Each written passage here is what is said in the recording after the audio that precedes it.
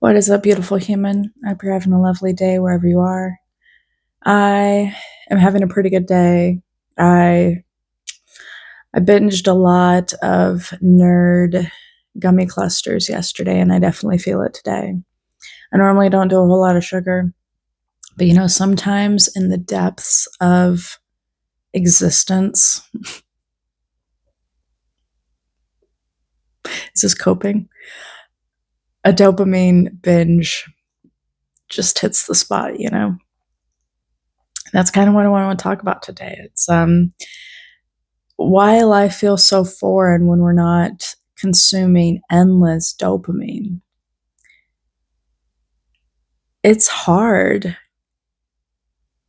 It's hard to not consume the quick dopamine, to not fill boredom and emptiness with quick dopamine. Because there's like this stillness that's hard to put into words. I put it in a sobriety video. When it gets really quiet, I feel like this chair might induce something. I don't know. This chair makes me feel a certain kind of way when I sit in it. Not really sure. But I've gotten to the place that my mind is not running around in a million directions. And that took work. That took separating myself from my mind.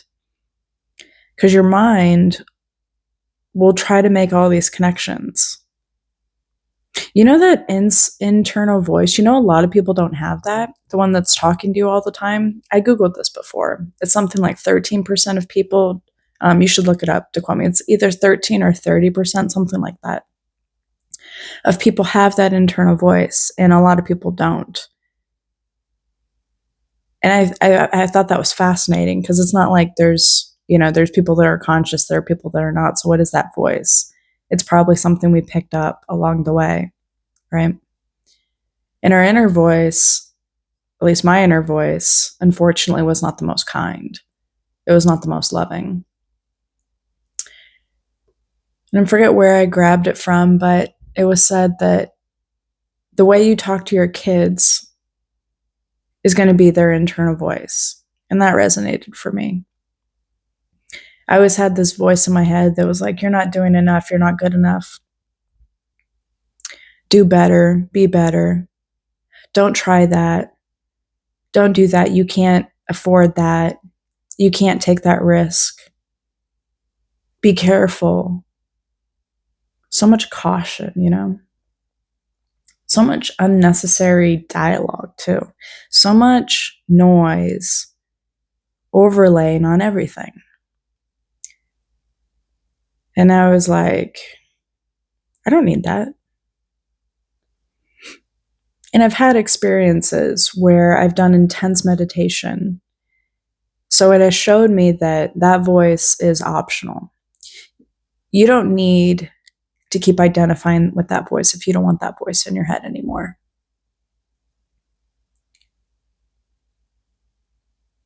Like right now, there's no thought. It's just silence.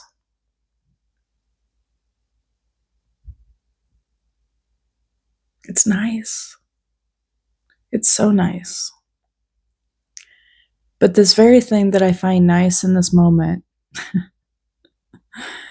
is also like a black hole.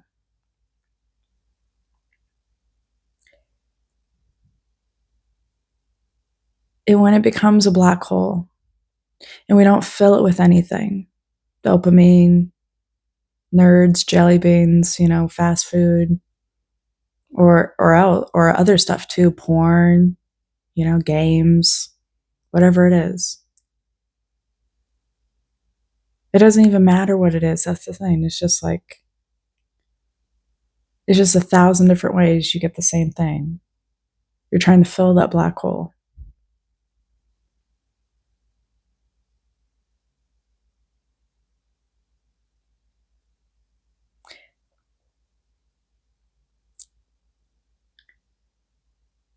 It's pretty wild to think about. It's pretty wild to try to pinpoint. Because even though we can acknowledge things and realize things mentally, like I am right now, there's gonna be more times in my life that I come up against this big black hole of nothingness, of non existence that happens in the silence, where sometimes it's beautiful and it's like, oh, this is life, this quiet, empty consciousness. Almost like you're meditating, like you don't feel your body, but you might hear things, you might smell things, you might see things, you might sense things. Why is that so terrifying too?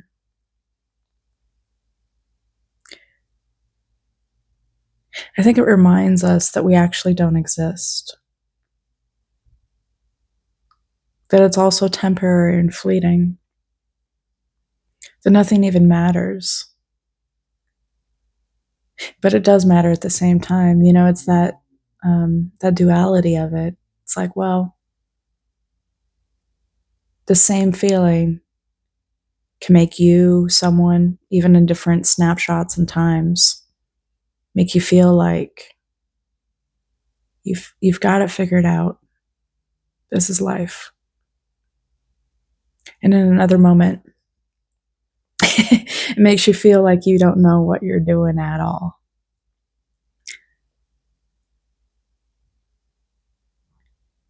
And I don't know what's better,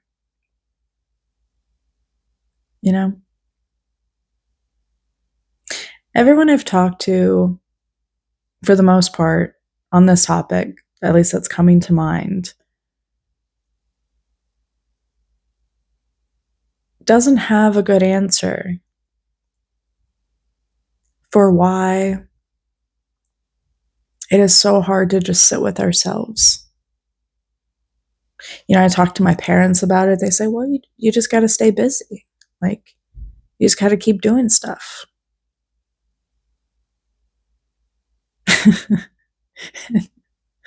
And I'm like, but why? And here's the thing, I used to hustle so hard all the time. Make the money, go, go, go. Look at the next big vision. What's the next thing? So I've done that, and it got me more depressed. I would spend so much money trying to fill this void that I'm running from. I would work harder to spend more because I would need to, go have more fun because it was too stressful. So it's like, well, that life doesn't make sense either. But the stillness, why can't we sit with the stillness? And I know there are people that can. I'm just saying, in my life, no one has ever had a good answer. I don't have a good answer. And not that we need an answer either, But what is that? Why? Why can't we sit with the very nature of being? Why do we have to do more? Why do we seek to have more?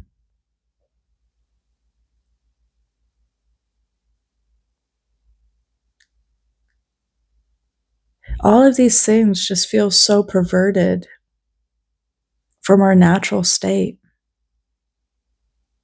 I think our natural state is we would just be. And this, it's like these words, they seem so simple, they seem so straightforward, and they are. But I'm trying to convey, like,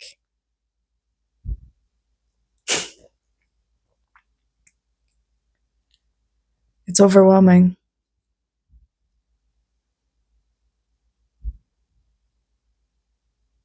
Why can't we just be? Why can we only do it in small doses? Is it a rite of passage? Is it that one day we'll get so done with this material life, this material world, that there will be no more desires? Is that what it is? Is it that I'm trying to be 80? I'm trying to live the life of an 80-year-old while I'm 30? Is that what's happening?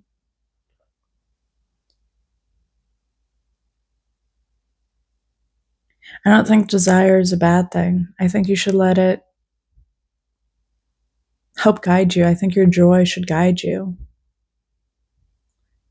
I think there's a way to let life flow through you and from you that it feels effortless and natural. But that goes so far against everything we're taught in society, you know? Even since we're young, it's like deprogramming all this nonsense, you know?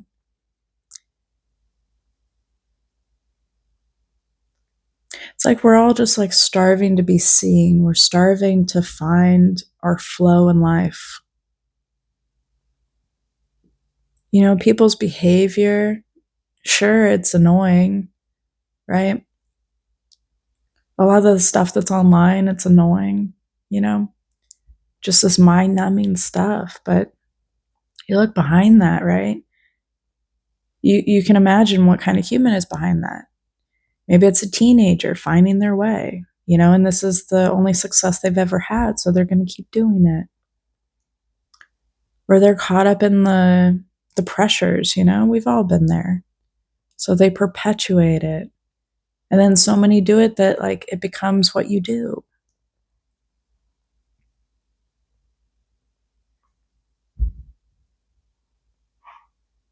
Blind people leading the way. It just gets to a point that it's like, well, the only the only thing you should harness is, you know, what you have internally. Use that as your compass, use that as your guiding light. Because no one has it figured out. Just trust yourself.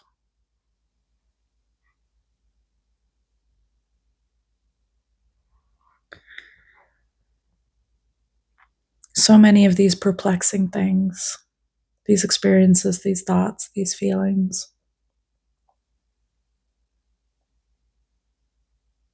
Someone commented that knowledge is a burden and you hold it for too long and I'll eat you whole. Essentially, I'm not quoting word for word, but it's so true. Life is meant to be lived, you know? I think we can sit in a chair and philosophize and think and blah, blah, so much, but it's like, okay,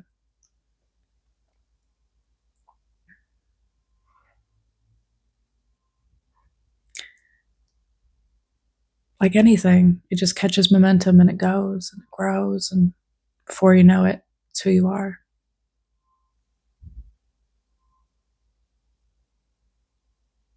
It's both beautiful and terrifying. I'll just leave on this one note, you know. I hope you can build a life that is meaningful for you, not for other people, not for society, not even for who you were 5 minutes ago, but for who you are now, who you're becoming. Yeah. Thank you so much. I'll see you on the next one. Bye bye.